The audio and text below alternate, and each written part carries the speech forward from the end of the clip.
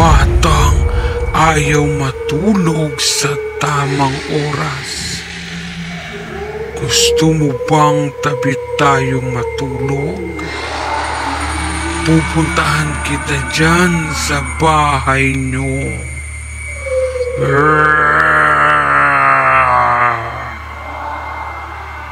Alam mo bang ang mga batang hindi natutulog sa tamang oras ay nagiging sakitin? Mahina ang pag-iisip at nagiging lampa.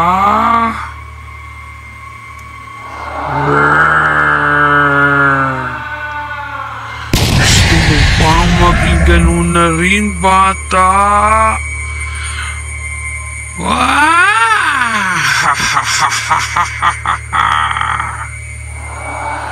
Gusto mo bang dahil sa mahinang resistensya dulot ng pagpupuyat ay lagi kang nadadapa kapag naglalaro?